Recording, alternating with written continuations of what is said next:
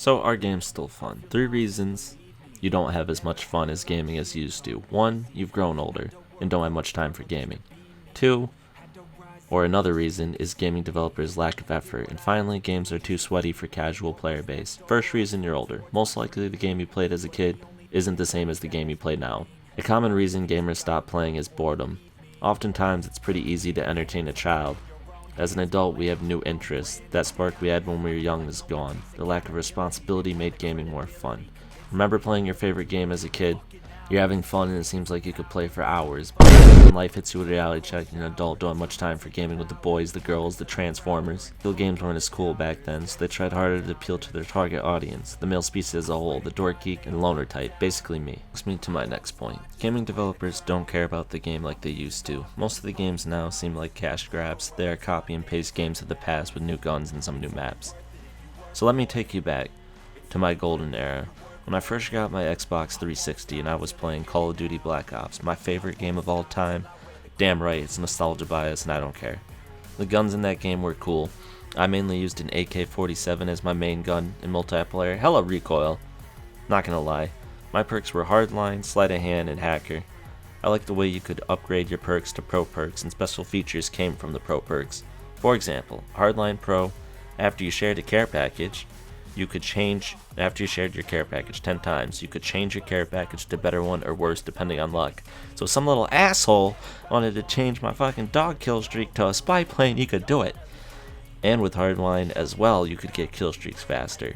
And after that, Sleight of Hand, so you got Sleight of Hand, which basically means faster reload time, and after you killed 30 enemies, you get Sleight of Hand Pro, which is basically Sleight of Hand on crack. And my last perk was Hacker. When you hacked 10 of the enemy's equipment, you would get Hacker Pro and could see enemies' equipment behind walls and make it your own after you hacked it. There were many ways you could customize your guns with attachments, grips, stocks, grenade launchers, red dot sights, rapid reload. There was also maps. Black Ops had iconic maps like Nuketown, Firing Range, and Summit, with DLC maps like Stadium, Convoy, and Hotel. And in one of these maps, you even had a zip line on. I believe they even had a chopper gun or machine gun on there you could use, and a zip line, and there's a zip line in Zombies as well.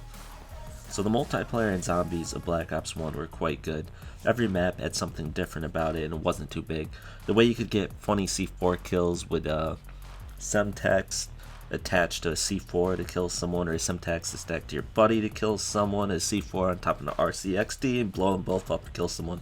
Funny with a flashbang. Everyone remembers the flashbang meme. Phase Jeff, if you get what I'm saying. Zombies were great. You had King Toten, which is one of the main ones.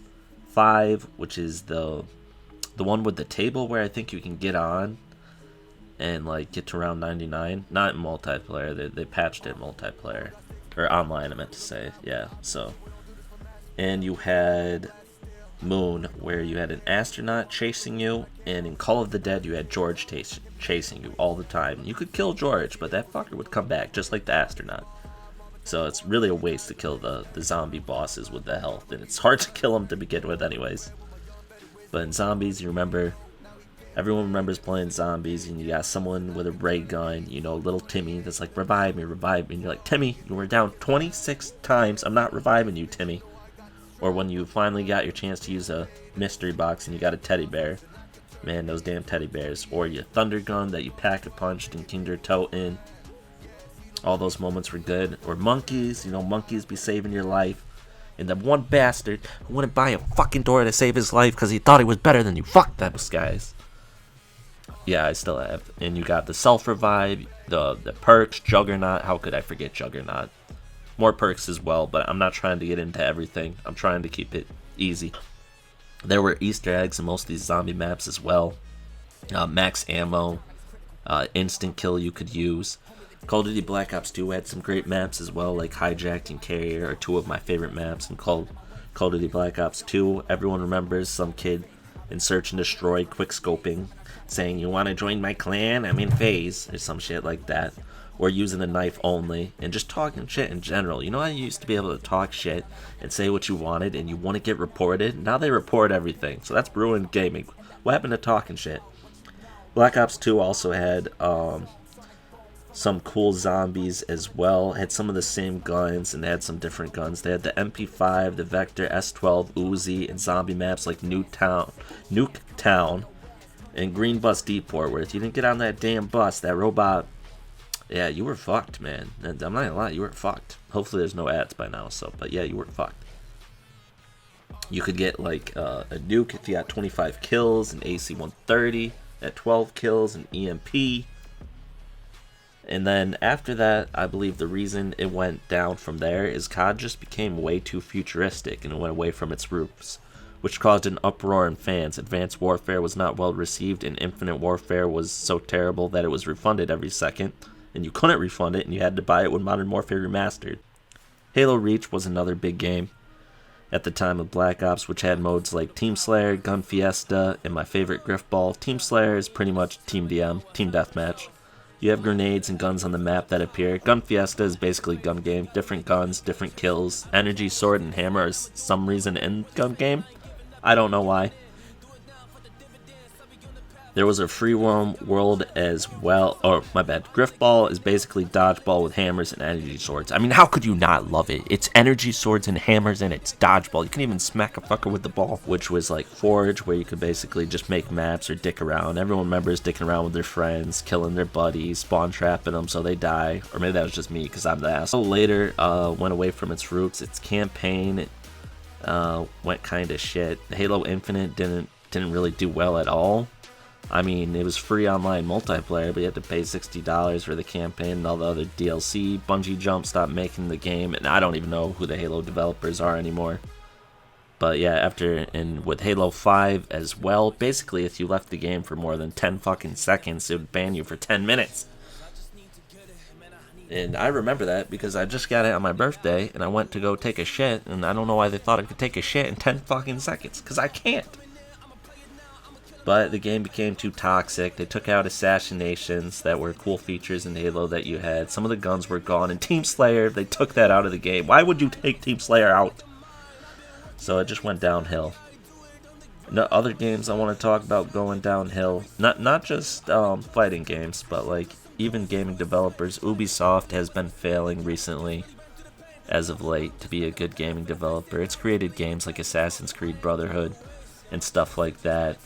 And for some reason, they want you to pay for an online system that doesn't even work half the time, needs your email, forgets what your email is, doesn't even work. Uno doesn't work, forgets to add multiplayer in some of the games. The games after Odyssey were just trash. I mean, I'm not saying Odyssey was a bad game. Black Flag, I really didn't care for. Felt like I was in a pirate ship for about 4 fucking years before I did anything. But the worst gaming developers have to be Cyber Connection 2. If you don't know what Cyber Connection 2 is, it's basically anime games. Yeah, I play anime games, as I'm sure you know. So Naruto Storm 4, which I thought was kind of a mediocre game at first, but boy, does it really shit on Connections. The only thing Connections has over on it is its connection. It's probably one of the worst games I've ever played, Connections. It's basically just like, is everything that's wrong with gaming. You reward rage quitters, spamming, and you can't even talk trash to people without them reporting you. So they get away with everything. You also make 30 FPS players play with 60 FPS players, and make 60 FPS players have to go to 30 FPS. So it's not even an enjoyable experience. There's free chakra. It literally gives you chakra. It's just so stupid. There wasn't even a player match when I first started the game, and somehow they managed to fuck it up when they added player match and tournaments. I mean, it's honestly impressive how much they managed to fuck up. That's all I'm saying. So, I'm sorry for rambling a little bit, but let's get to the last reason why games aren't fun. It's just that games are just too sweaty for casual players. Being good at a game back in the day was unheard of.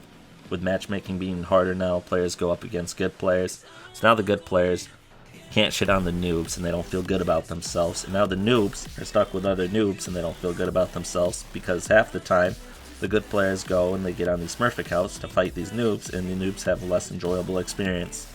So they tried to split the games between like rank and quick play, but it just hasn't worked out. One of the games that was doing great at the time too that was the last time I saw a game that a developer cared about was Fortnite. The way you could build in Fortnite was great. I'm sure you've all seen the rise and fall of Fortnite. Fortnite is not going to fall, guys. It's basically Minecraft. It will always get a resurgence of life. Somehow, in the future, it's became like a Roblox kind of thing. Weird. Rocket League. I don't know. Fortnite's like a GTA gun rocket game something. It's just a mix of all the things.